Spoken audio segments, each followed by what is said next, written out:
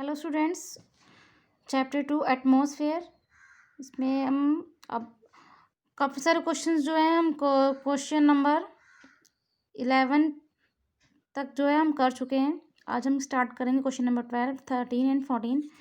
Which gas is released from the use of chemical fertilisers and pesticides.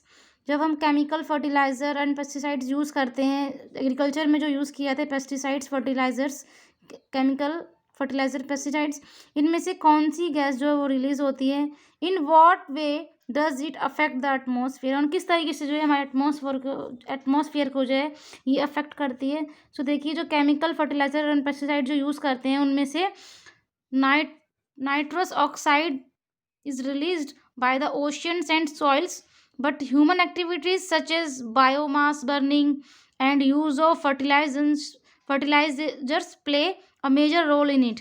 देखिए, तो mainly कौन सी gas इसमें release होती है? नाइट्रोस ऑक्साइड, ठीक है। देन ये जो मेन जो एक्टिविटी जो है ह्यूमन बींग्स की एक्टिविटी है, बायोमास जब बर्न करते हैं, बायोमास बर्निंग, और जब भी जो है ये गैस रिलीज होती है, और जब फर्टिलाइजर्स जो हैं वो जब यूज़ किए जाते हैं तब ये गैस रिलीज होती है, ठीक है। Then question number 12, state the ways to reduce global warming. अब देखिए, ग्लोबल वार्मिंग है तो इसको रिड्यूस करने के कौन कौन से तरीके जो हैं, कौन कौन से स्टेप्स जो हैं वो हम फॉलो करें जिससे जो है ग्लोबल वार्मिंग जो है रिड्यूस हो सके, ठीक है। तो देखिए, global warming leads to spread of diseases. Global warming की वजह से क्या हो रहा है, बहुत सारे जो डिजीज़ जो हैं वो होते हैं। तो कुछ वेज हैं जिनको फॉलो करने से जो है हम इनको कम कर सकते हैं। तो देखिए, इसका आंसर आपको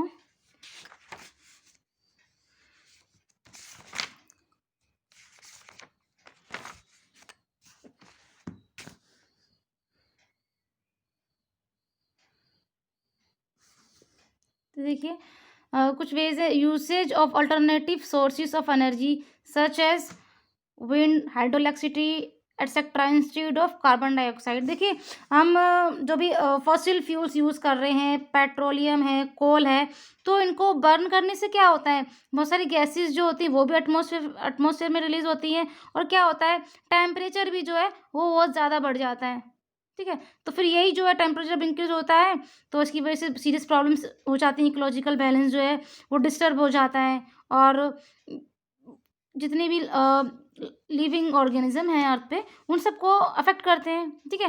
तो इसकी जगह जो अल्टरनेटिव सोर्स है एनर्जी के, कोल पेट्रोलियम की जगह, फॉसिल फ्यूल की जगह जो अल्टरनेटिव सोर्सेज हैं उनको यूज़ करें, लाइक विंड एनर्जी है, सोलर एनर्जी है, हाइड्रो इलेक्ट्रिसिटी है, इन सबको, ठीक है, ताकि कार्बन डाइऑक्साइड जो है वो बहुत ही कम जो है रिलीज हो एटमॉस्फेयर में, ठीक है। Then to stop the emission of other green house gases. ये और भी जो अदर ग्रीन हाउस गैसेज हैं जिनमें देखिए नाइट्रस ऑक्साइड है, मीथेन है, कार्बन डाइऑक्साइड है, और अदर गैसेज जो हैं इनका भी रिडक्शन जो है कम करें, ठीक है। तो इनका भी रिडक्शन, इनको भी स्टॉप करें, तब जो है ग्लोबल वार्मिंग जो है कम हो सकती है, ठीक है। Then third main important point, देखिए, जो भी हमारी एटमॉस्फेयर से रिलेटेड, एनवायरनमेंट से रिलेटेड प्रॉब्लम्स हैं, एटमॉस्फेयर जो है इसमें बहुत सारी गैसेस, अदर गैसेस मिल गई हैं, पोल्यूशन, एयर पोल्यूशन है, तो इन सबको कम करने का बेस्ट तरीका क्या होगा कि हम फॉरेस्ट्स को जो है कंजर्व करें, ठीक है। कंजर्वेशन ऑफ फॉरेस्ट, डिफॉरेस्टेशन है उसको कम करें, ठीक है। ट्रीज को जो है कम से कम कट करें और प्लांटेशन ज़्यादा से ज़्यादा करें। तो ये कुछ स्टेप्स हैं जिससे हम ग्लोबल वार्मिंग को रिड्यूस कर सकते हैं, ठीक है। तो ये पॉइंट्स जो हैं आप लर्न करेंगे, ध्यान में रखेंगे, ठीक है। यहाँ देखिए, conservation of forest, reduce industrial pollution, reduce release of CO2 in the atmosphere, ये सारे। देन क्वेश्चन नंबर 14 है, how can we prevent ozone depletion, ठीक है। तो ओजोन डिप्लेशन को भी कम करने के लिए कौन कौन से तरीके, देखिए इसी में से आप लिख सकते हैं। तो इसमें से देखिए, using eco friendly household cleaning products use करेंगे, अवॉइडिंग यूज़ ऑफ पेस्टिसाइड्स, जो फर्टिलाइज़र हैं, पेस्टिसाइड्स हैं, इनका कम से कम यूज़ करेंगे या यूज़ ही नहीं करेंगे। Banning the use of dangerous nitrous oxide, limiting private vehicles driving, जो कि जो लिमिटेड जो प्राइवेट व्हीकल्स जो हैं उनको लिमिट किया जाए कि कम से कम जो है व्हीकल्स यूज़ किए जाएं।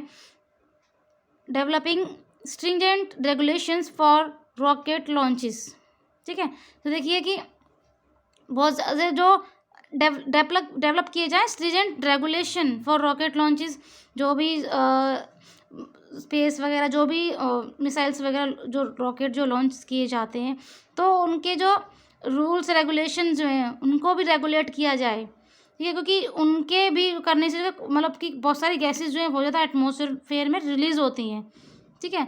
तो उनके लिए भी रेगुलेशंस वगैरह रूल रेगुलेशन बनाए जाएँ, ठीक है। और उसके बाद भी हम किस तरीके से ओजोन डिप्लेशन को कम कर सकते हैं, जो क्या है जो भी कार्बन डाइऑक्साइड रिलीज जिन सोर्सेज को यूज़ करने से कार्बन डाइऑक्साइड ज़्यादा रिलीज़ होती है एटमॉस्फेयर में, उनको कम से कम हम यूज़ करें और ज़्यादा से ज़्यादा प्लांटेशन करें, ठीक है। तो यही कुछ स्टेप्स हो सकते हैं। और देखिए जो इंडस्ट्रीज़ हैं उनमें से कितना सारा पॉल्यूशन निकलता है, तो इन सबको जो है कम किया जाए, तो इससे जो है ओजोन डिप्लेशन को हम प्रिवेंट कर सकते हैं, ठीक है। तो देखिए चैप्टर 13 के क्वेश्चन आंसर जो हैं हमने कंप्लीट कर लिए हैं, ठीक है। आप इनका अच्छे से रिवीजन कर लेंगे, उसके बाद हम अब नेक्स्ट वीडियो में न्यू चैप्टर स्टार्ट करेंगे, ठीक है।